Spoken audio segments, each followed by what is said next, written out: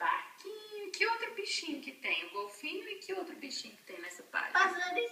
Olha o passarinho aqui, é uma gaivota. Olha o farol. O farol tem uma luz bem forte para os barcos poderem ver onde que tem terra. Terra à vista. And this one has that too. Aham, esse aqui é um pequenininho.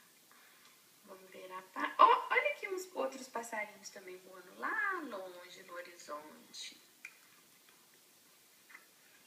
Piuí, igual a gente estava fazendo o trem. O coelhinho. O trem atravessa o túnel. De que cor que é o chapéu do maquinista? Green.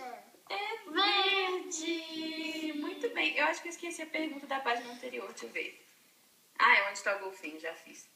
É verde. E quantos coelhinhos tem nessa página? 2. 2 coelhinhos. E o que tem no céu?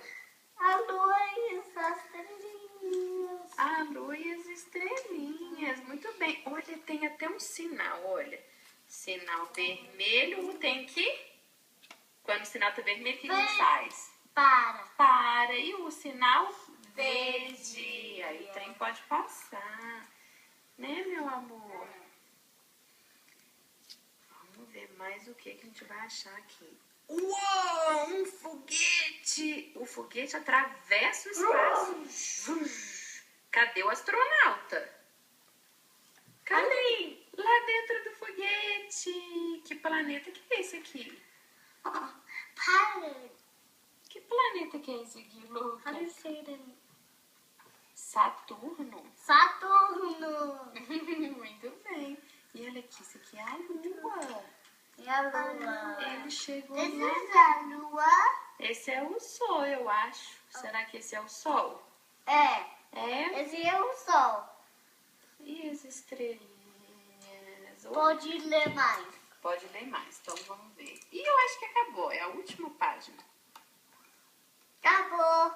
Acabou! Que livrinho lindo!